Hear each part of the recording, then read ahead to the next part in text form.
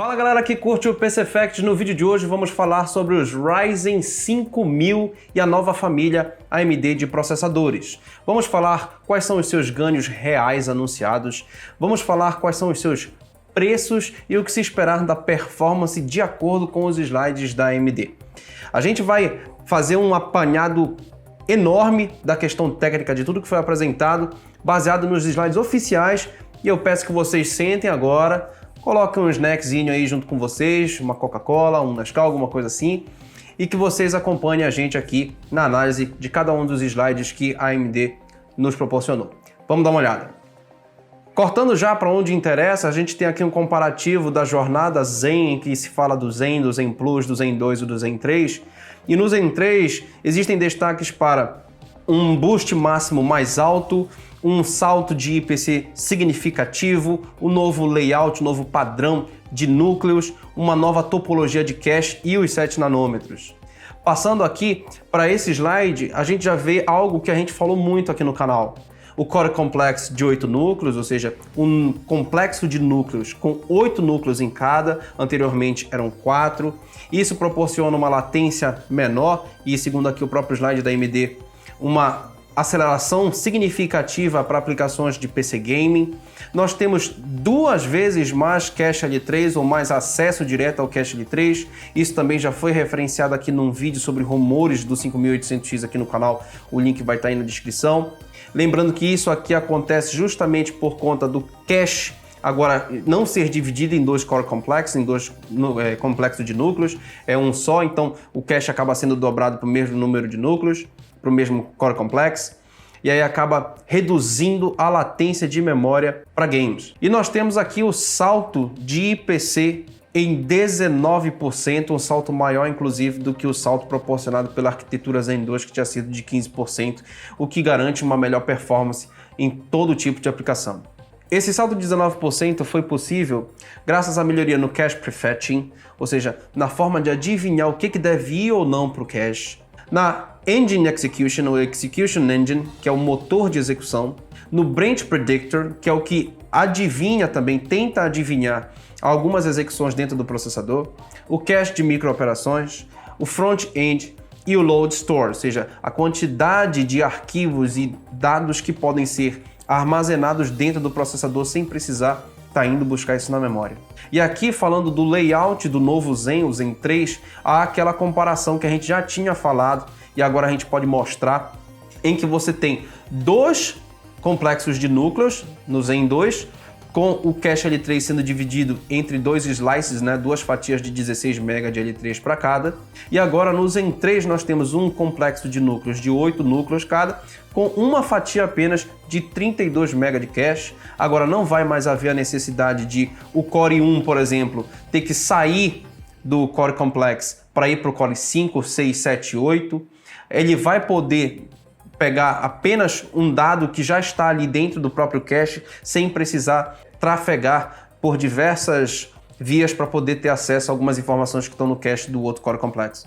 Isso vai permitir um acesso melhor para cada dado do L3 por núcleo, acelera a comunicação de cache núcleos para games e reduz a latência de memória efetivamente. Aqui ele fala um pouco da questão da performance por watt, que na realidade isso já era uma característica em favor da AMD e agora só é aprimorada. Nós temos um IPC melhor mantendo o mesmo TDP e isso obviamente torna a AMD líder no mercado nesse sentido. Ela já era com os Ryzen de 3ª geração e agora com os de 5ª geração ela dá um salto maior ainda.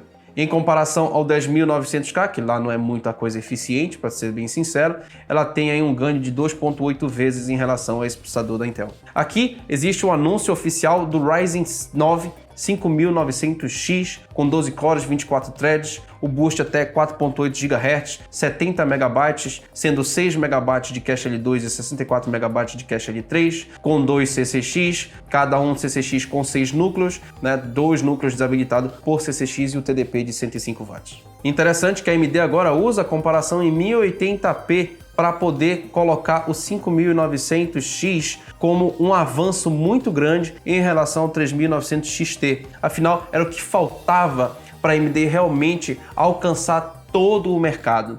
Em todo tipo de workload, com exceção para games, a AMD era líder.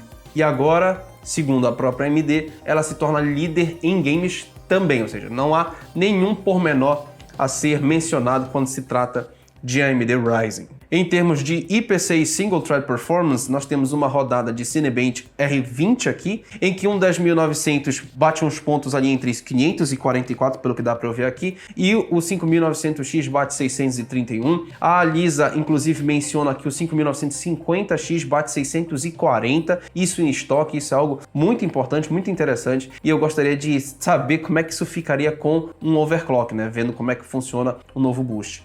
Aqui agora, em comparação ao 10.900K, ainda em 1080p, nós temos ganhos absurdos, principalmente se você for considerar que o 10.900K já tem ganhos absurdos em relação aos Ryzen de terceira geração. Isso realmente mostra que a AMD está desafiando a Intel num único terreno em que ela ainda agradava mais algum tipo de público específico. Aqui a AMD anuncia 3 processadores, o 5900X, que a gente já falou, por $549, o 5800X com 8 cores, 16 threads a 4.7, 36 MB de cache, 105 watts de TDP por $449, e o Ryzen 5 5600X com 6 cores, 12 threads, com 4.6 GHz de frequência, 35 MB de cache e 65 watts de TDP por $299 americanos, disponíveis em 5 de novembro.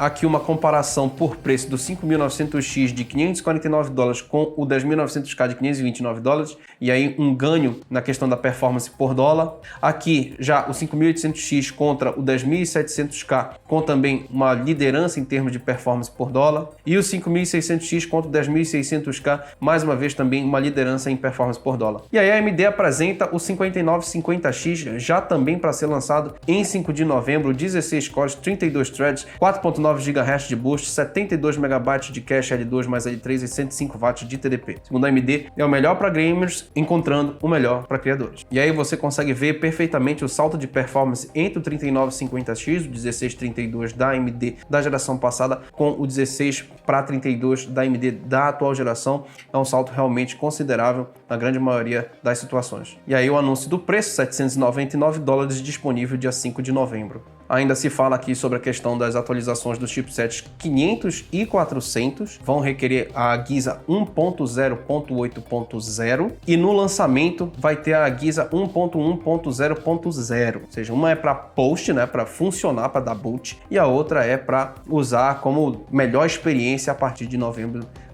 dia 5 de novembro. Na série 400, nós vamos ter update de BIOS também em desenvolvimento, ainda não vai ser lançado, ainda não tem uma data específica. O que eles estão falando é que se deve esperar o lançamento das betas lá mais ou menos para janeiro de 2021, ou seja, ainda falta um tempinho.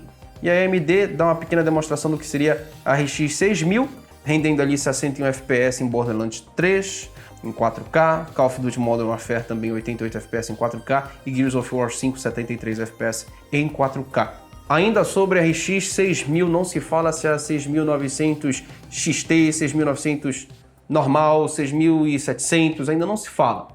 Mas pelos números que o PC Facts tem de Call of Duty Modern Warfare e de Gears of War 5, essa placa supera a RTX 2080 Ti por uma boa margem. Essa placa quase chega numa 3080, ainda existe uma margem alta em relação a 3080, uma vantagem para a NVIDIA nesse sentido.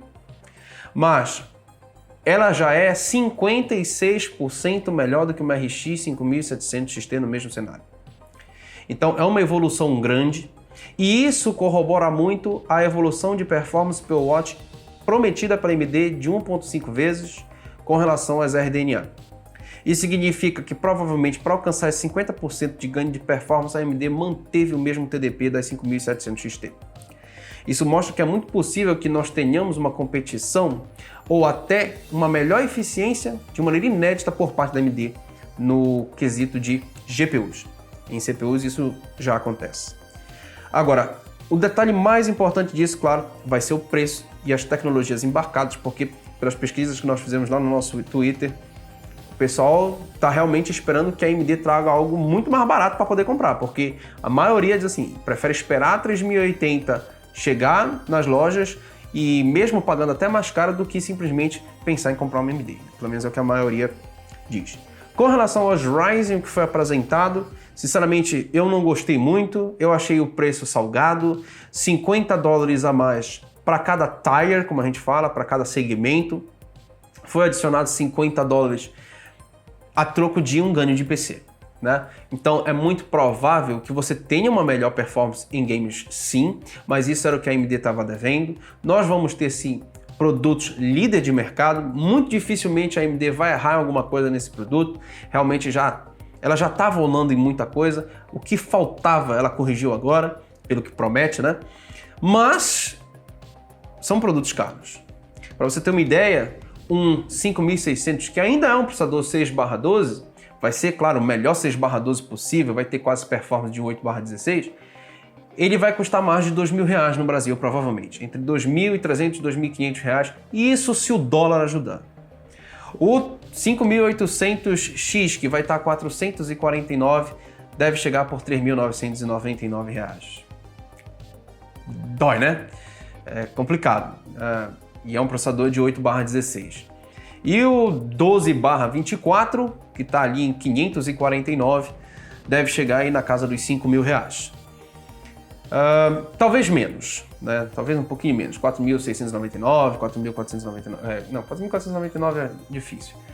Vamos aguardar, deve chegar na casa dos R$5.000. O monstrão, o 5950X, deve chegar aí tranquilamente nas casas dos R$6.000, R$6.500. Então são processadores muito caros, tá? Que tem a sua razão de ser, tem a sua razão mercadológica, tem por que ser caros, são realmente processadores diferenciados, que tem muita tecnologia. Porém, vale ressaltar que ficou claro agora que a AMD só cobra preços baixos porque estava por baixo. Se a gente mostrar para vocês os preços dos octa-cores AMD mais baratos dos últimos 3 anos, nós vamos ver aí que de 2017 para 2018, quando a AMD não conseguiu bater a Intel em termos de performance em games e muitos outros workloads por conta da inconsistência dos Ryzen de primeira geração, ela acabou baixando $29 no preço do Ryzen mais barato de 8 núcleos. Depois, quando ela começou a fazer uma certa ferida, viu que o Zen 2 teria realmente uma competitividade, ela aumentou novamente esses $29 e agora simplesmente aumentou $120 no octa-core mais barato que ela lançou até o momento. Sempre lembrando que nós não temos ainda lançamento do 5700X ou 5800 não X ou algo nesse sentido, só temos o 5800X, não tem variações. O que eu não critico, porque, para te falar a verdade, eu acho bem zoado você cobrar por conta de clocks, eu acho meio estranho isso. Tanto é que nós sempre recomendamos aqui o 3600 e não o 3600X ou XT, o 3700X, não o 3800X nem o 3800XT. Então, é melhor que ela lance o melhor possível. Porém, ela não nos dá a chance de comprar um octa-core mais barato e aí ela eleva o preço, né, o patamar de preço mínimo para a entrada de alguém que queira um octa-core de geração 5000 Ryzen. E aí é preciso que nós, comunidade como um todo, reclamemos disso, critiquemos isso, porque sinceramente para mim isso não é evolução, isso é mera compensação de inflação. Pessoal, entendam isso como uma crítica construtiva, não entendam isso como uma crítica destrutiva. Eu quero muito que os Ryzen sejam um sucesso, assim como eu quero que a Intel traga processadores muito melhores para o mercado, para que tudo isso baixe de preço. Mas é fundamental que a gente entenda que evolução tecnológica não é ganhos ali na casa dos 15, 20%, cobrando 15, 20% a mais. Isso não é ganho, isso você está compensando aquilo que você está cobrando a mais. Então a AMD está cobrando $50 a mais em cada tire, né? Eu nem medi quanto que percentualmente isso seria, mas em $500, por exemplo, colocar mais $50 são 10%, né? Em $400 isso passa a ser um pouquinho mais. Então, você dá 20% cobrando 10% a mais, acaba você tendo um rendimento ali, um ganho de 10% de uma geração para outra, que na realidade não parece uma evolução.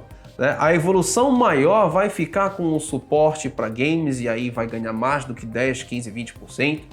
Isso tudo a gente ainda vai averiguar.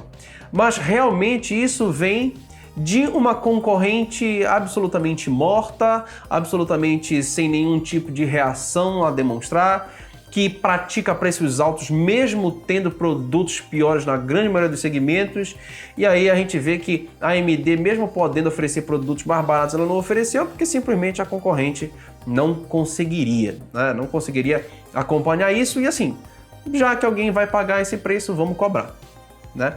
Então, fica aí a lição para vocês não acharem que só porque uma empresa hoje está cobrando barato, significa que ela sempre vai cobrar barato. A empresa está aí para lucrar. Mas quem dá o devido valor ao produto somos nós que compramos. Quem manda no mercado somos nós. Com relação à série 6000 da AMD, vamos torcer para que a AMD tenha conseguido corrigir os problemas de drivers da série 5000, que consigam concorrer com a 3080. E para que a AMD faça isso, ela precisa ser muito mais barata do que a 3080. E o meu palpite é que essa placa provavelmente venha a preço de 3070, seja melhor do que a 2080 Ti, como a gente já mostrou, pelo que parece será mesmo, e que consiga colocar nesse mercado uma bagunça enorme. Afinal, a AMD tem um controle muito melhor sobre o processo de 7 nanômetros da TSMC do que a Nvidia tem sobre o processo de Samsung de 8 nanômetros, além de que o da TSMC é um processo melhor, um processo mais afinado, a AMD já está mais familiarizada, já deve ter uma performance por watt muito melhor do que a própria Nvidia, além de que não tem problemas de yields, não tem problemas de fila, a Nvidia foi forçada a adiar 3070, eu nem arrisco dizer que é por conta da presença do lançamento das 6000, mas sim porque a Nvidia está com sérios problemas para entregar essa placa, né? Essa placa não, esses chips 3080 e 3090. E, sendo sincero com vocês, para mim, no caso da Nvidia, lançar a 3070, que é muito mais barata do que 3080 e 3090, que vai ter um interesse muito maior da comunidade em ir atrás dessas placas, em um momento que você ainda nem conseguiu entregar as 3080 e 3090 que estão agendadas e que são de interesse do público, é um erro muito grande. É uma falta de respeito com o público. Se você ainda não conseguiu nem atender o seu cliente na demanda dos produtos mais fracos de demanda, porque querendo ou não, a 3080, quantos de vocês conhecem que tem uma 2080 Super, uma 2080 Ti, que seriam hoje a 3080 e 3090? São poucas pessoas que a gente conhece. Mas essas poucas pessoas não estão sendo atendidas ainda. Você imagina quando começar a chegar a 3070 e 3060. Nós vamos ter uma comunidade imensa de pessoas que não vão ser atendidas, então se eu fosse Nvidia, eu nem lançaria ainda. Tá ok, pessoal? Vamos só esperar para que a AMD lance efetivamente isso. Os Ryzen vão estar disponíveis no dia 5 de novembro. As RX 6000 deve ser um pouquinho depois, já deve ser ali no dia 20 de novembro. Mas torçamos para que a AMD pelo menos consiga entregar esses produtos, diferentemente da Nvidia. Um grande abraço e até o próximo vídeo.